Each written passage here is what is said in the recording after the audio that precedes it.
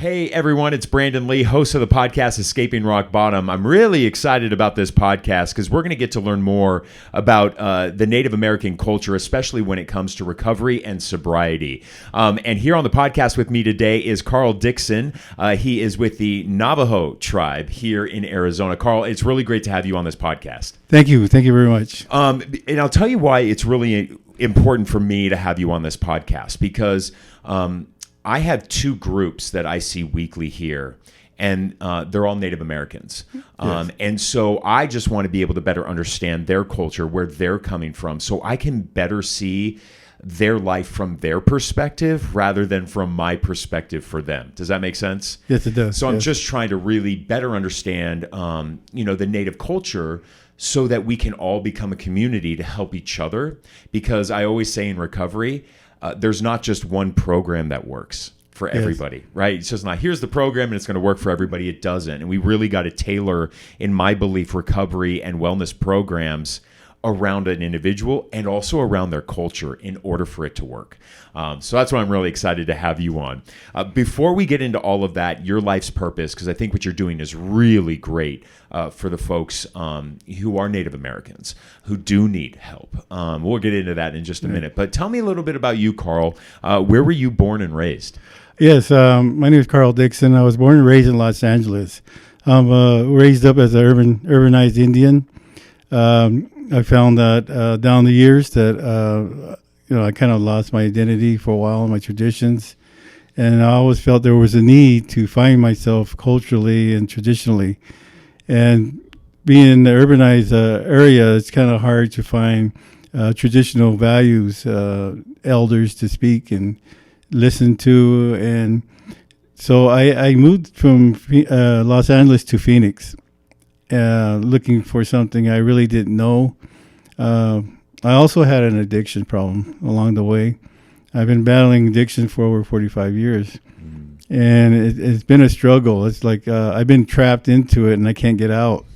And later down the line, I came into Wellbriety, and it talked about trauma base. And I found myself, that was pretty much my problem. I've been traumatized. I've been affected. And where did it all come from? And so these teachings that Don Corres from White Bison, the foundation, and he wrote the book and the program that I finally picked up the book and I started reading it. I actually was in recovery, and residential recovery, and they gave me the book. They said, hey, we need you to read this. And I was reluctant at first. As a person of addictions, they were all reluctant and denial at first, but after you get through that, I was able to read the book. And the second time around, I actually cried. It hit base with me. It hit home. It identified that my problems and my needs, that I'm going through this. And I've done a lot of some ceremonies throughout my life and talking circles and sweat lodges, but I never had it completely put together where it was going to help me all together, especially with my battle with addiction. I was really, really deep in it for many years, and I didn't think there was no way out. And so when I start reading this book and I start looking at the videos, I start asking questions, I try to meet other people that were involved with it. I went as far as calling people, elders, and they would explain what Wellbriety is to me. And at the time, I started off, this was back in 2015, I finally made a decision to go with this. Here in Phoenix, it was hard to find people in Wellbriety. It was hard to find anyone that, it was all AA and NA, and it seemed to be a different culture as I was going along. Carl, can I ask you this question? What's the difference that you saw, and explain to our viewers and listeners what Wellbriety is? Yes, Wellbriety it's breaking down in two words. It's sobriety. It's sober living, being sober. And the other half of that is the wellness of ourselves and others. It's the wellness for your community. It's the wellness of taking care of yourself. It's a complete wellness of your health in general. It's what we call the balance. Being balanced with yourself. It's emotional, mental, physical, and spiritual. The third part of that it doesn't explain it, but there is a third part, is the healing process. And that was the key. It is the key. The healing process. It is the key. And I'm going to say something to you because I'm 100% in belief of that. And when you said when you came here that there is a lot of NA or NA meetings, there's a lot of AA meetings, there's CMA meetings, right? And I did those, Carl, for 10 years, 5 meetings a week. Right. That's a long time. 10 years of 5 meetings a week. And I ended up experiencing a relapse around year 13 because all I did was go to meetings, right? All I did was go into meetings. And what I realized after I experienced that relapse is when I began shamanism. And I began working with a shaman every Tuesday to go back and reprocess childhood trauma as an adult so that I can heal my inner child so that I'm no longer triggered when trauma hits. That's why healing is so important. That's why healing trauma is so important. You will not heal from your trauma simply by going to a 12-step meeting. Right. That's not healing your trauma. They may give you tools, and they do. They'll give you a good foundation and give you good tools so that you won't pick up a drink or a drug. But that's not living. Right. Right. You have to heal from the trauma, and you've got to do more than simply going to a meeting. Exactly. I found that out in my life. What I went through, the change, is that anyone can stop. But if you don't fix yourself, you remain the same. And you could have a lot of bitterness, a lot of heartaches, and a lot of sadness, but you're sober. What good is that? Right. And so how are you going to enjoy your recovery? How are you going to enjoy your new life if you haven't changed for the better? You know, you got to change the thinking around. You got to change the spirit around. You got to change everything around. It has to be all new again, and be accepting that there's a better life, and you got to be a part of that. You got to feel that inspiration. You got to feel that spirituality and spirit. The way we look at things, that everything around us is spiritual. It's what we put out is what returns to us, and if you start putting out love, you're going to receive love. If you're sitting there feeling bitter, your world is of bitterness. You know, I mean, you have to change. Where our thoughts go, our energy follows. That's it, exactly. Like you say, how do we find ourselves for change? You know, that's why we have ceremonies. We have spiritual connection. We have talking circles that is sacred. I'm very sensitive to the talking circle, how it's treated and how we conduct it, because that's a healing process.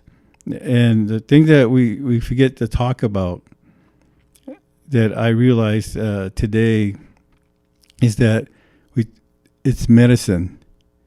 We got to talk about medicine. Medicine is what changes everything. Medicine is what heals us. Medicine is what we grow from. Medicine is love. Medicine is spiritual. It's things that can make you healthy. And so what is the medicine? Well, first of all, it's balance. You need to understand that you need to balance yourself in life. It has to be a balanced system. And so you live in a balanced system, you got to create what we call a positive forest. You have to live in a positive forest where healthy trees, where you're protected and shaded, and you learn among the tall trees that have been there before you.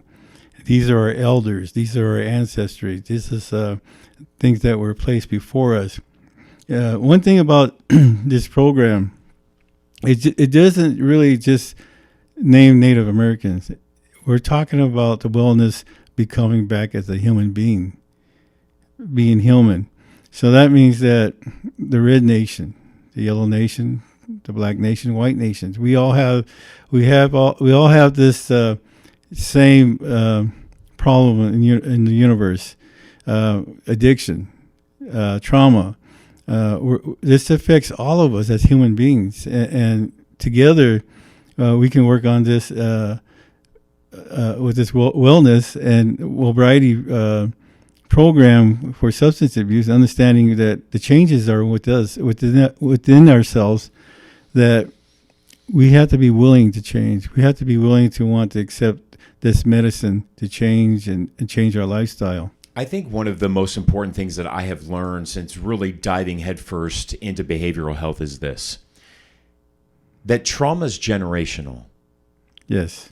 That our grandparents' generation passed their trauma down to our parents' generation, and our parents' generation passed down their trauma to our generation. Mm-hmm. Because the generations that have preceded us looked at vulnerability as a weakness and not a strength.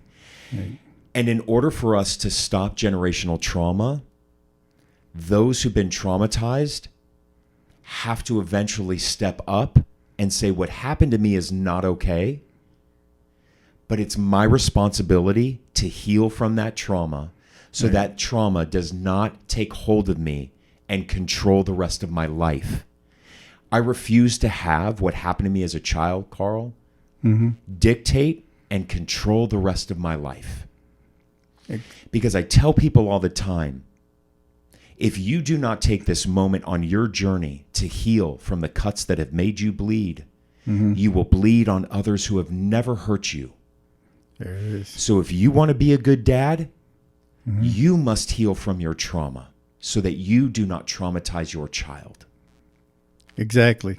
I'm 100% agree on that. In fact, I'll give you a little bit. My trauma. I inherited trauma. I generational trauma from the boarding school era. My mother and father met in the boarding school, and at one time it was by law that they were sent away to these boarding schools as children when they were children. And so my mother and my father went to these boarding schools, and they met, and they married out of boarding school. And in fact, they went to Chilocco, Oklahoma. And my father left in that time and era. They were teaching him how to box.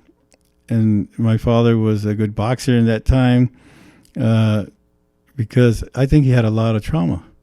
I thought he had a lot of anger. And that was one place where he could go and let it all go. And so when they left, he became a boxer. And then that's how we ended up with the relocation program. We ended up in Los Angeles. I was born there. And my father boxed at Olympic Auditorium at the beginning stages. And things didn't go as planned for him. He became an alcoholic. And with that anger and rage that he developed with alcoholism, we had a dysfunctional family.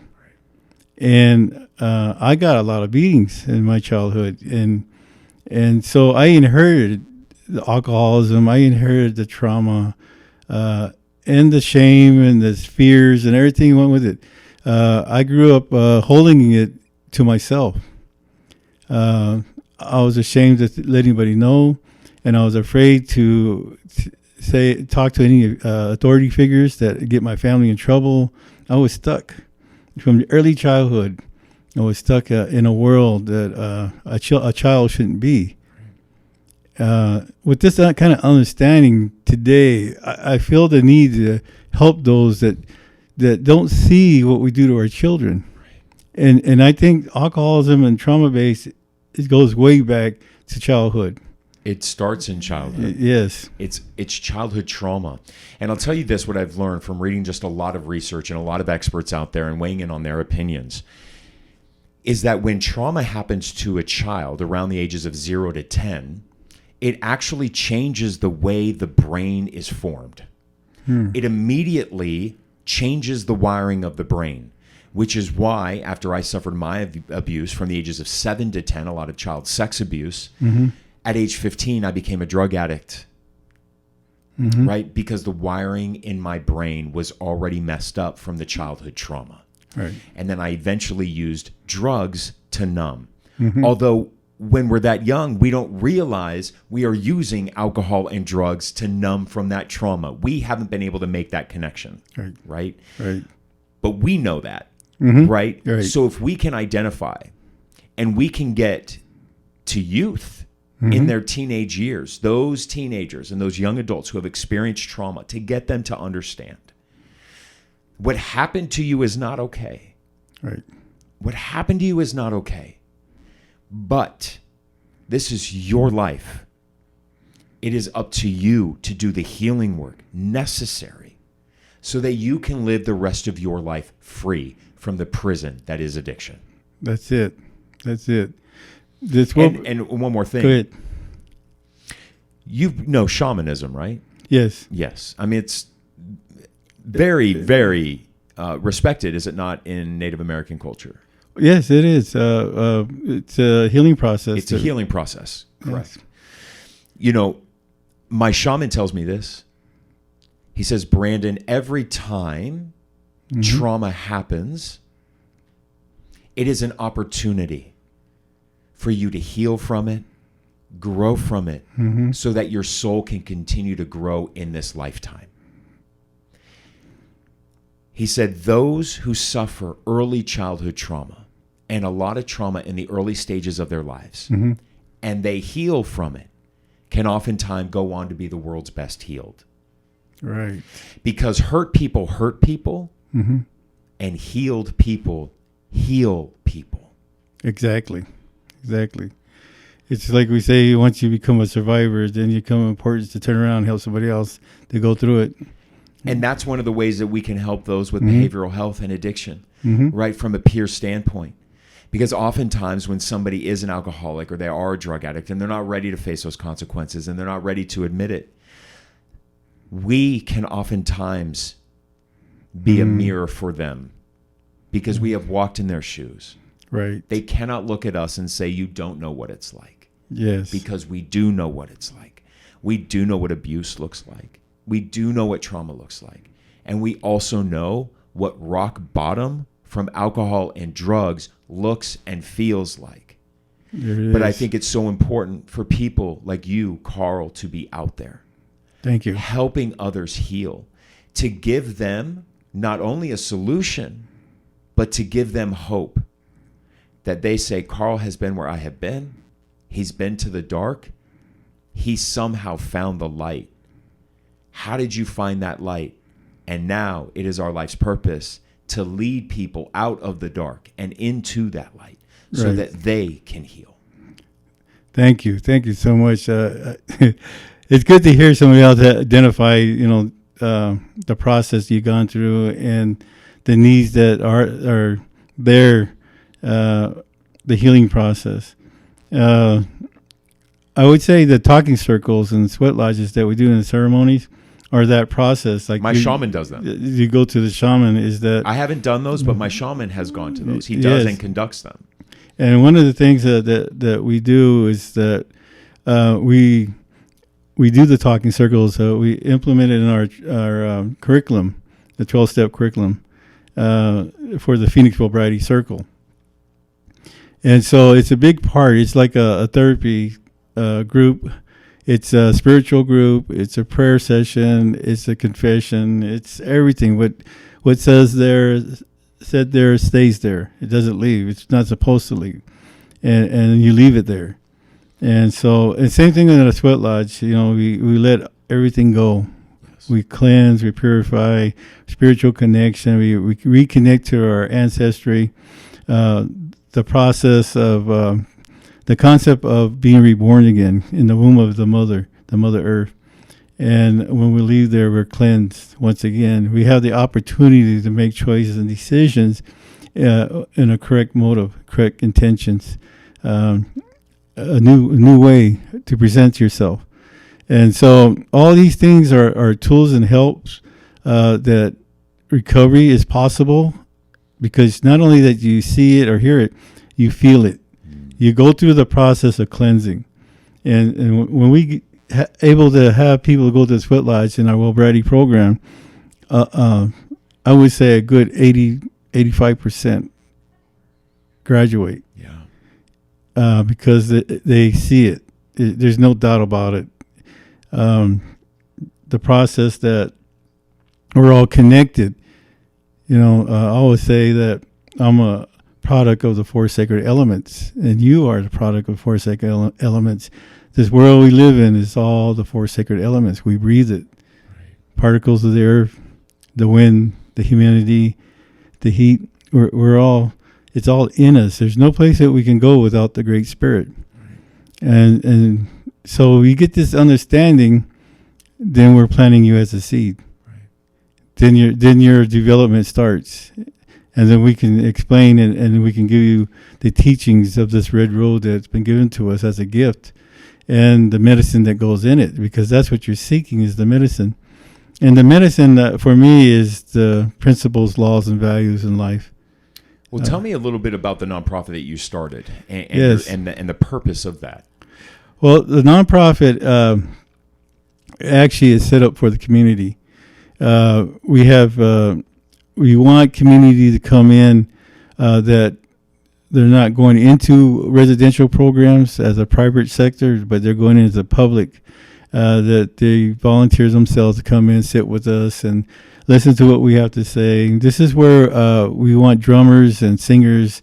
We want talking circles, everybody to come in, sit with us, and elders' teachings to sit and tell them what we're about and the traditional values, given the opportunity to sit and listen, because that's one of the hardest things I find out here in Phoenix, or any urban areas, is that where does Native American go in the city? Where can we go and listen to recovery? Where can we go and listen to traditional values?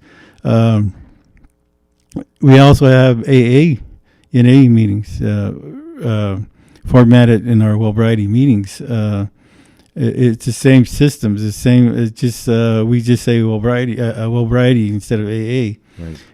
We say Creator instead of Higher Power. It's the same thing, but it's just one word or two different.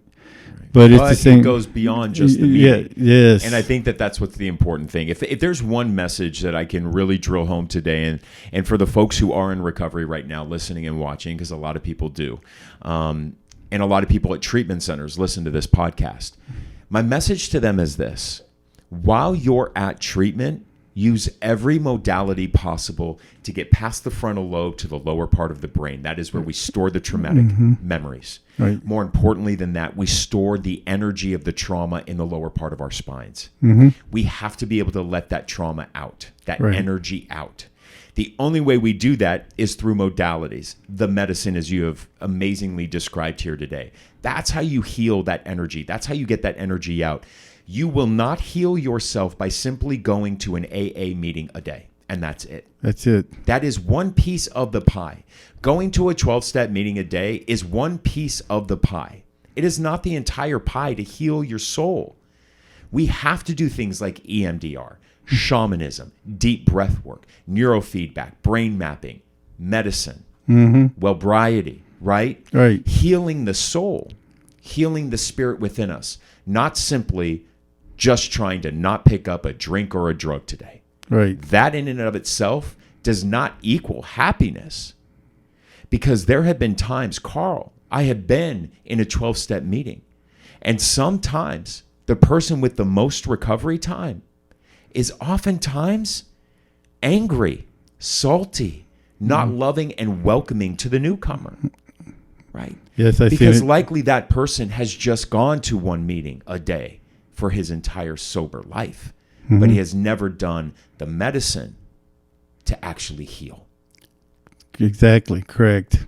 And I tell people, I'm happier today, about a year and a half after my relapse, than I was at year 12 collecting a medallion in front of a room of strangers. Because that relapse finally got me to open my eyes to understand, Brandon, you need to finally do the healing work that is necessary. It wasn't until after that relapse that I decided to finally seek out a shaman, to do the healing work necessary to reprocess all of that childhood trauma.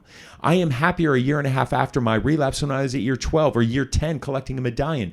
That should show you that the length of time does not equal happiness. Correct. Yes. It does not. No. It is the time that we heal within that length of time. Exactly. It is the effort of the healing that we put in that length of time that makes all the difference. Exactly. It's what it's the effort, it's the work that gives you what you earn.